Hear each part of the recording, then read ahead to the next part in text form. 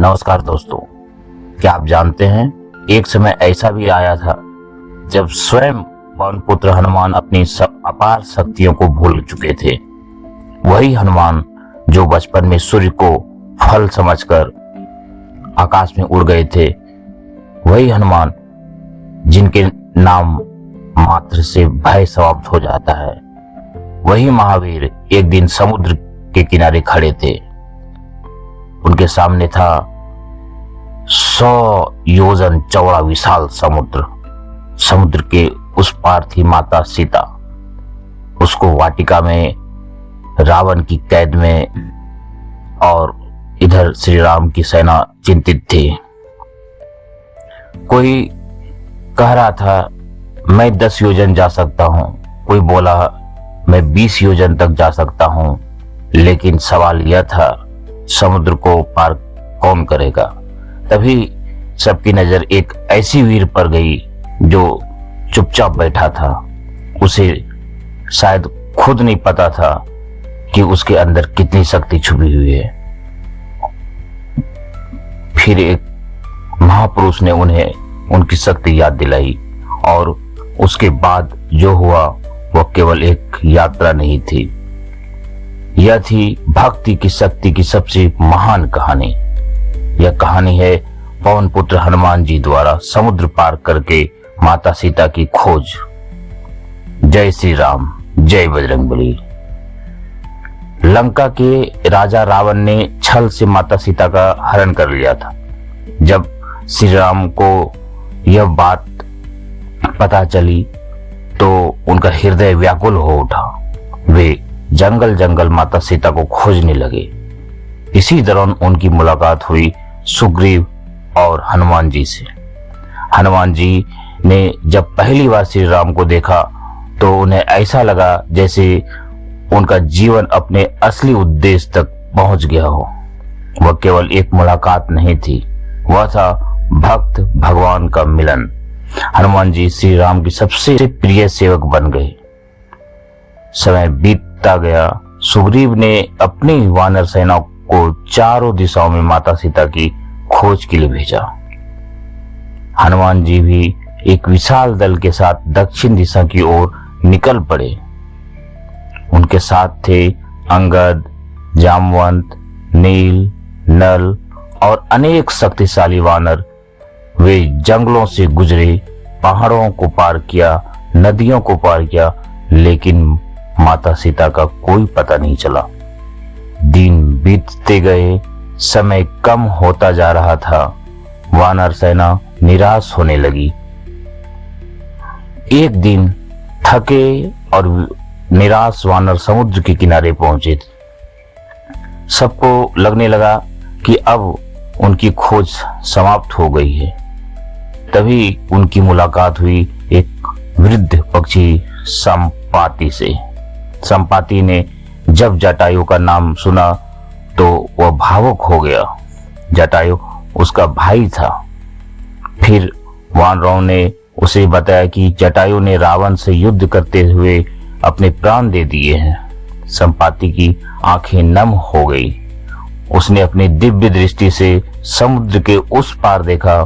फिर वह बोला, मैं देख सकता हूं, इस विशाल समुद्र के पार सोने की एक नगरी है, लंका। भी वानर ध्यान से उसकी ओर देखने लगे। संपाति ने कहा, वहीं एक अशोक वाटिका है, एक स्त्री बैठी है, वह अत्यंत दुखी है। उसके मुख पर केवल एक ही नाम है, राम राम राम। वानर सेना खुशी से भर उठी। माता सीता का पता मिल चुका था, लेकिन जब सबसे बड़ी समस्या सामने थी, समुद्र पार कौन करेगा। समुद्र के किनारे वानर सेना खड़ी थी। सामने था अथाह जल, लहरों की आवाज मानो सबको चुनौती दे रही थी।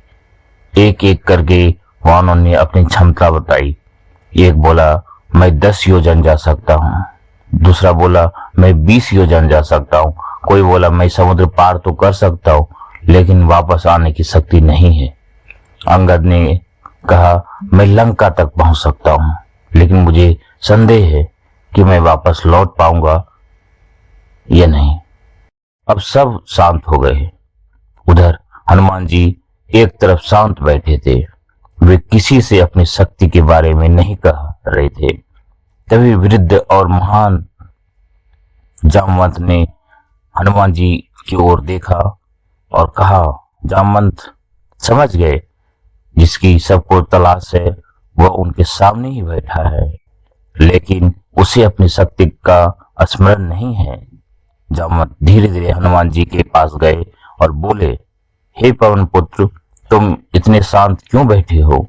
हनुमान जी ने विनम्रता से कहा, प्रभु, मैं भी आपकी तरह श्री राम का सेवक हूँ। जो आप सब आदेश देंगे वही करूंगा। जामवंत मुस्कुराए। उन्होंने कहा, हनुमान, क्या तुम समुद्र पार कर लोगे? क्या तुम्हें याद नहीं तुम कौन हो? हनुमान जी चुप रहे। जब जामवंत ने कहा, तुम्हारा जन्म साधारण नहीं है, तुम पवन पुत्र हो। तुम्हारे भीतर ऐसी शक्ति है जिसकी कोई सीमा नहीं है। हे हनुमान, क्या तुम्हें अपना बचपन याद है, जब तुमने उगते हुए सूर्य को देखा था और उसे लाल फल समझ लिया था? हनुमान जी ध्यान से सुन रहे थे। जामवंत बोले, तुम सूर्य को खाने के लिए आकाश में उड़ गए थे। देवता भी तुम्हारी गति देखकर आश्चर्यचकित हो गए थे। तुम्हारे अंदर अपार शक्ति थी, लेकिन बचपन की शरारतों के कारण ऋषियों ने तुम्हें यह वरदान दिया था कि तुम अपनी शक्तियों को भूल जाओगे, और जब कोई तुम्हें तुम्हारी शक्ति का स्मरण कराएगा तब तुम्हें सब याद आ जाएगा। जामवंत की आवाज गूंज उठी, हनुमान, आज वह समय आ गया है। उठो, पहचानो स्वयं को। तुम कोई साधारण वानर नहीं हो। तुम तुम पवन पुत्र हो। तुम महावीर हो। तुम्हारे लिए यह समुद्र कुछ भी नहीं है। जैसे जैसे समय बीतता गया, जामवंत के शब्द हनुमान जी के कानों में पड़ रहे थे। उनके भीतर सोई हुई शक्ति जागने लगी। हनुमान जी की आंखें भी भर आई और हनुमान जी की आंखों में तेज आ गया। उनका शरीर विशाल होने लगा। उनकी गर्जना से पर्वत कांपने लगे। समुद्र की लहरें ऊंचे उठने लगी। वानर सेना आश्चर्य से उन्हें देखने लगी। हनुमान जी ने हाथ जोड़कर कहा, यह सब शक्ति मेरी नहीं है, मेरे प्रभु श्री राम की कृपा है। फिर उन्होंने कहा, मैं अभी इसी क्षण समुद्र पार करूंगा, माता सीता को खोजूंगा और श्री राम का संदेश उन्हें पहुंचाऊंगा। पूरी वानर सेना खुशी से गूंज उठी, जय श्री राम, जय हनुमान। हनुमान जी एक विशाल पर्वत की चोटी पर पहुंचे। उन्होंने पूर्व दिशा की ओर देखा, मन में श्री राम का स्मरण किया, फिर माता सीता को प्रणाम किया और बोले, हे प्रभु श्री राम, आपका नाम लेकर मैं यह कार्य करने जा रहा हूं। मुझे शक्ति देना कि मैं माता सीता तक पहुंच सकूं। फिर हनुमान जी ने अपने शरीर को पर्वत के समान विशाल कर लिया। उनके पैरों के दबाव से धरती कांप उठी। पेड़ उखड़ने लगे। पक्षी आकाश में उड़ रहे थे। पर्वत की चट्टानें टूटने लगी और फिर जय श्री राम का उद्घोष करते हुए हनुमान जी ने ऐसी छलांग लगाई कि पूरी आकाश उनकी गति से भर गया। वे बिजली की तरह आगे बढ़े और नीचे विशाल समुद्र था, ऊपर अनंत आकाश, और उनके हृदय में केवल एक नाम, जय श्री राम। समुद्र ने सोचा, हनुमान जी श्री राम के कार्य के लिए जा रहा है, मुझे भी उनकी सहायता करनी चाहिए। समुद्र ने मैनाक पर्वत को ऊपर आने के लिए कहा।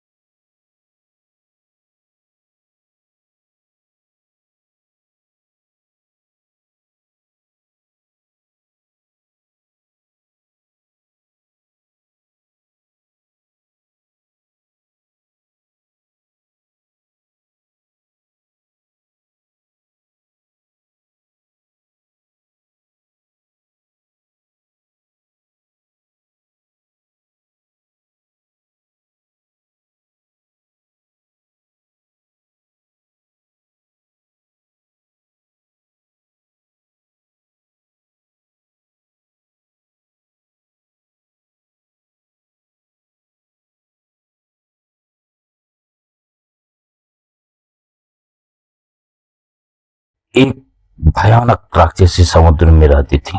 उसका नाम था सिंहिया। उसकी शक्ति थी आकाश में उड़ने वाले जीवों की परछाई पकड़ लेना। अचानक हनुमान जी को लगा कि उनकी गति धीमी हो रही है। उन्होंने नीचे देखा, सिंहिका उनकी छाया पकड़ चुकी थी। उसने अपने विशाल मुंह खोला। हनुमान जी समझ गए अब समय वीरता का नहीं बल्कि युद्ध का है।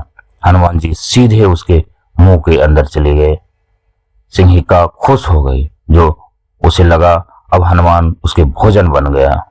लेकिन कुछ ही क्षण बाद हनुमान जी उनके शरीर से बाहर आ गए और सिंहिका का अंत कर दिया। फिर वे समुद्र से बाहर निकलकर आकाश में उड़ गए।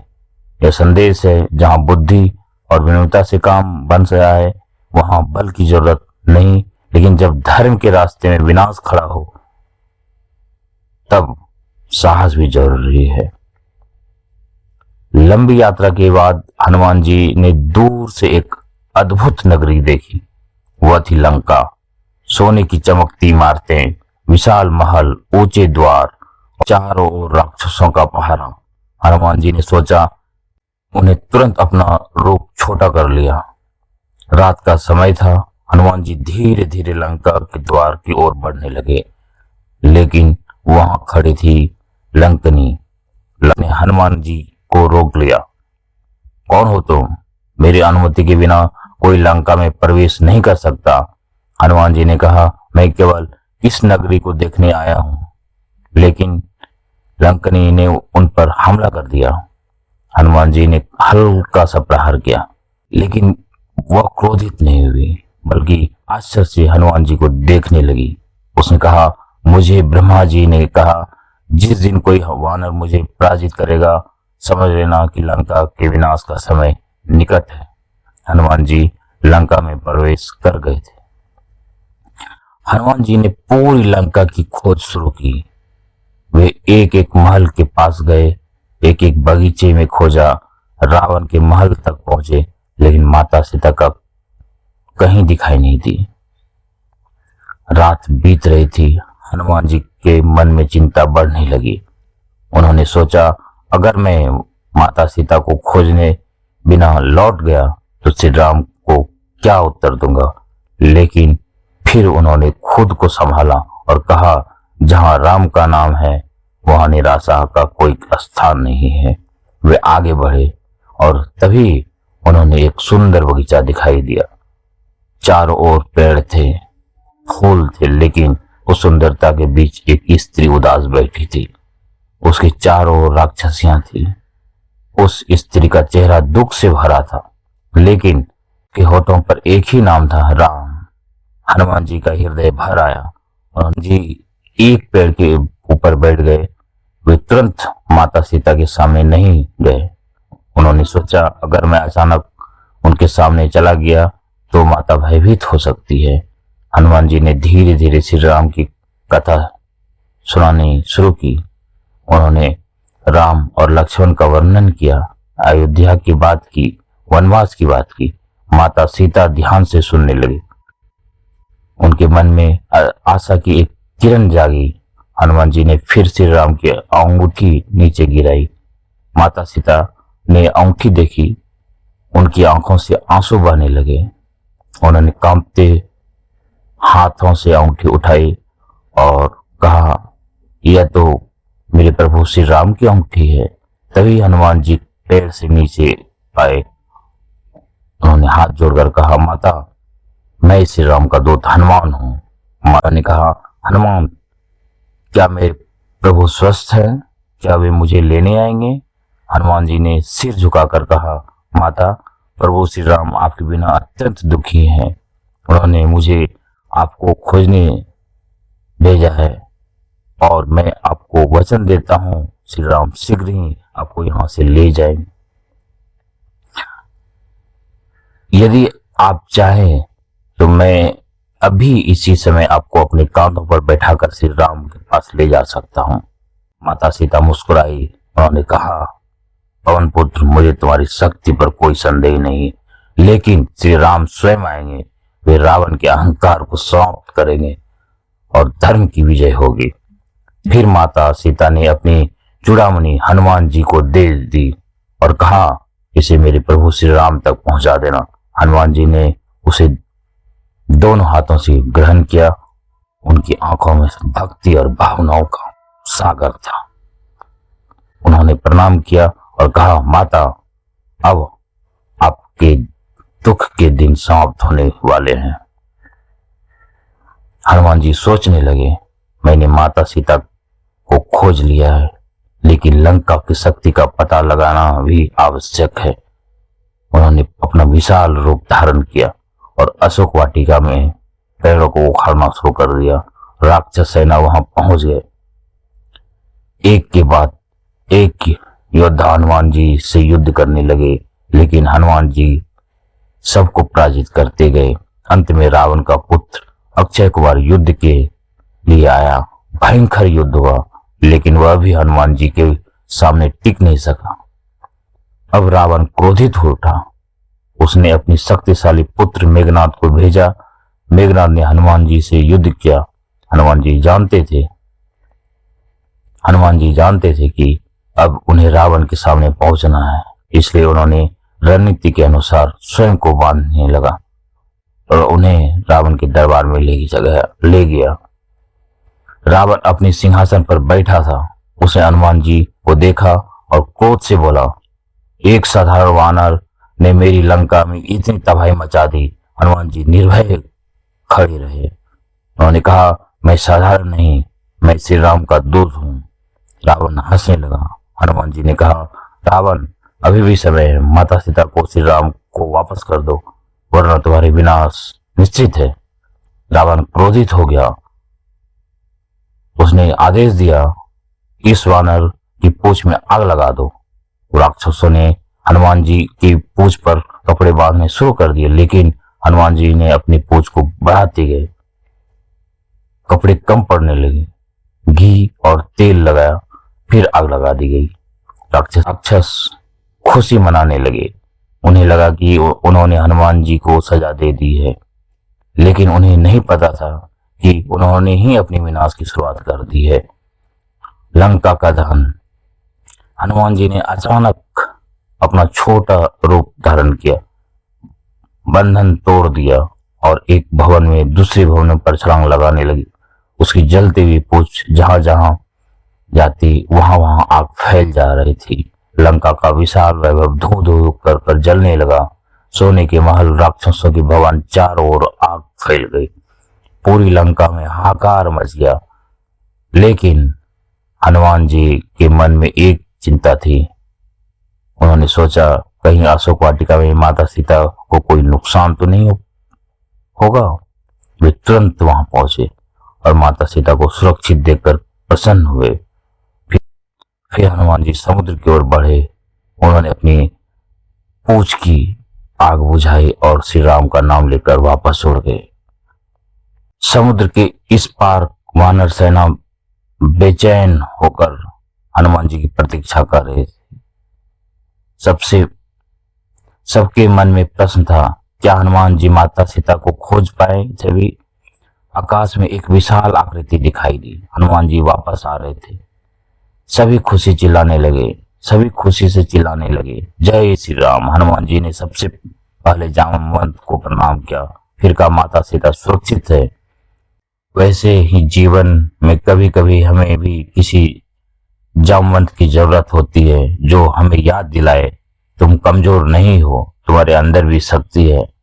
और जब आपके सामने जीवन का सबसे बड़ा समुद्र खड़ा हो तो डर कर मत बैठिए। हनुमान जी की तरह अपने भीतर की शक्ति को पहचानिए, भगवान पर विश्वास रखिए, मेहनत कीजिए और अपने लक्ष्य की ओर छलांग लगाइए, क्योंकि राम काज किन्हीं बिना मोहि का हाँ विश्राम। बोलो पवन पुत्र हनुमान की जय। सियावर रामचंद्र की जय। जय श्री राम, जय बजरंगबली। दोस्तों, ये वीडियो आप लोगों को पसंद आए तो जरूर लाइक करें, सब्सक्राइब करें चैनल को और शेयर जरूर करें। जय श्री राम।